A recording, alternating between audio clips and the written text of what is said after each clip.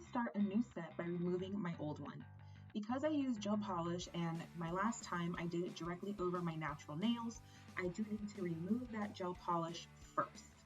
I start by using my e-file to take off the shiny layer of the top coat, as well as much of the colored polish as I can. You can see here that I am using a ceramic tip. It does have a rolled edge, so I don't tear up my skin around my nails as I'm going through and filing this off. I always want to make sure that I get through as much of the colored gel as I can. It just makes the process to remove with the acetone a little bit easier. I go through and scrub it all off as much as I can, making sure that I'm getting through to the lowest layer if possible. I do always start with a clear base coat on the bottom, so that will help to protect my nails. You can see here I'm removing as much of that gel color as I can.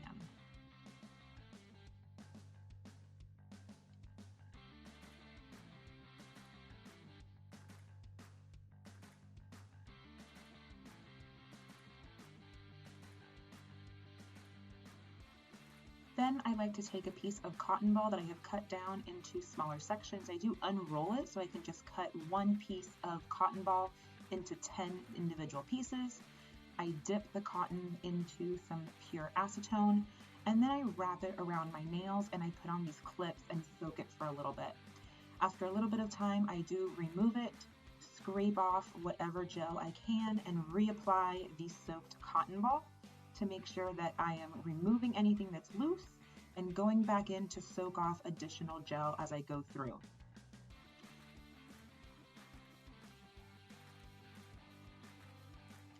I love this little vacuum that I have. It cleans up all the little crumbs or little debris that's left behind. Make sure that I have a clean work surface, that nothing flies around with the fan that I have in my office and doesn't get into any of my gel or art projects or my other craft projects later on.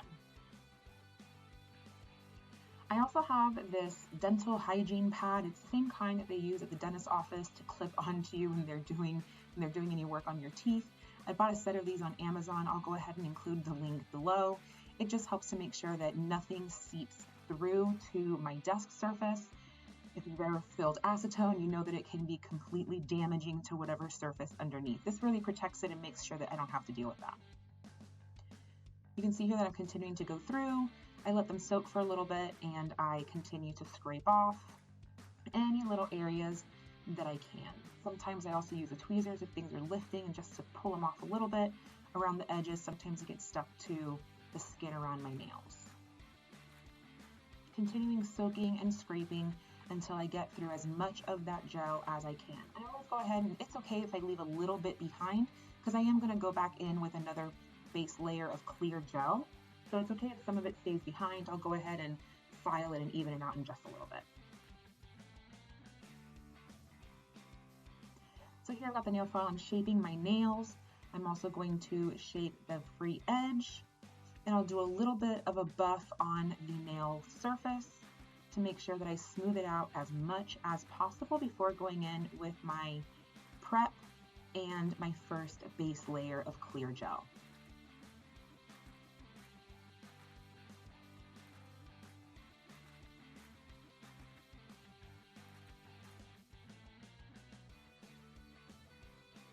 I always try my best to file in just one direction, but muscle memory still has me reverting back to filing in both directions as much as I try to go in just the one direction.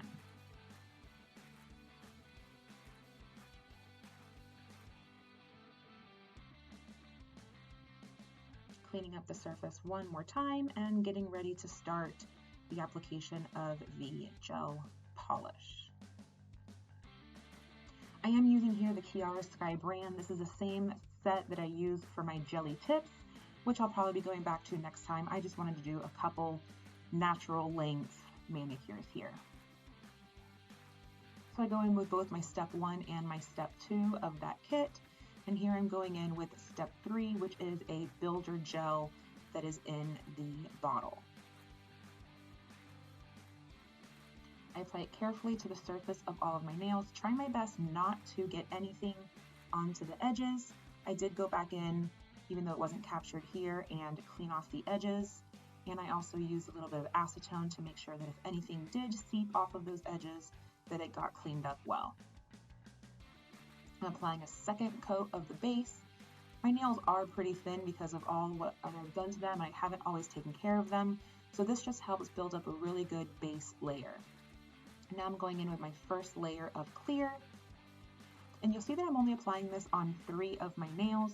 I will be applying some Colorstreet strips to my to my ring finger and my middle finger towards the end of the video.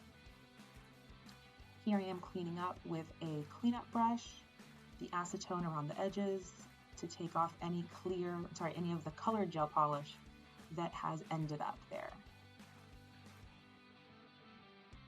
I am using Beetle's Polish color 803. It's a very neutral color, has a little bit of a peachiness to it, and it goes well with the Colorstreet strips I'm going to use later. That e.l.f. brush on the screen, that's my favorite one that I use for cleanup. Every once in a while I'll grab another one, but I always come back to that e.l.f. concealer brush to do all of my cleanup with my acetone. Here I'm doing a second layer of the colored polish.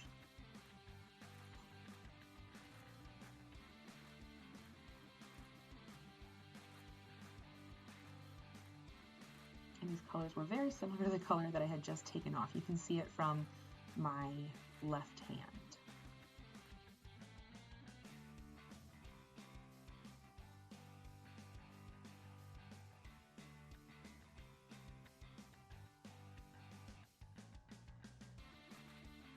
Now we're going back in with a layer of clear on all of them, including the 2 fingers that I'm going to apply the color strips to. This is a top coat, and it is a no wipe top coat. Going back in with a second coat of that top coat. This just really helps to make sure that I have a really strong nails until I do my next mani.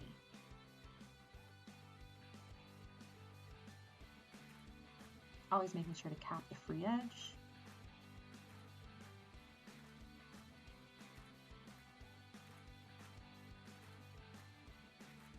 Trying to get as smooth of a coating as I can, cleaning up the edges, making sure there's been no accidental flooding, also wiping around the bottom to make sure there's no excessive gel buildup underneath or around the edges.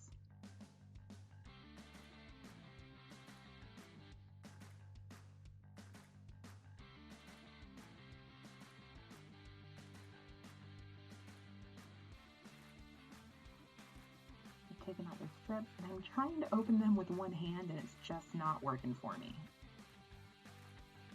Alright, putting away all those polishes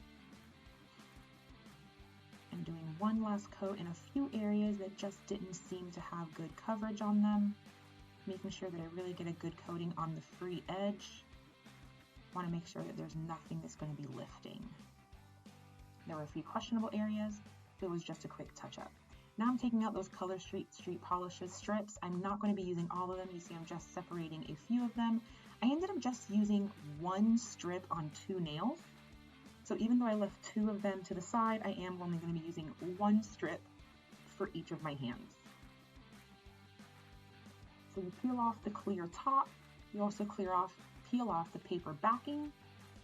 And you just press it onto your nails. Because these are made out of actual polish, you can stretch them a little bit to reach from edge to edge.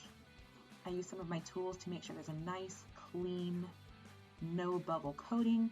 And at this point I realized that these are long strips that would be able to last on both of my nails. So that's why I ended up cutting it off with the scissors and applying the other end of the same strip to my other nail on the same hand.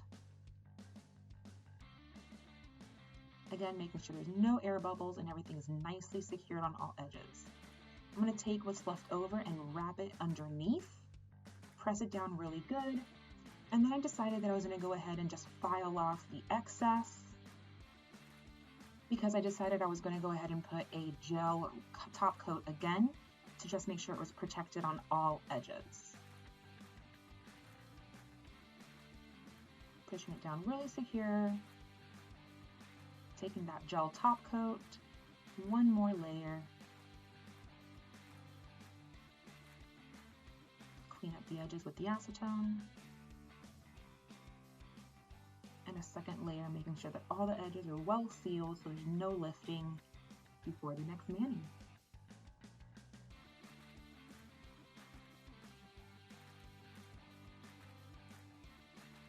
And there we go, the final product.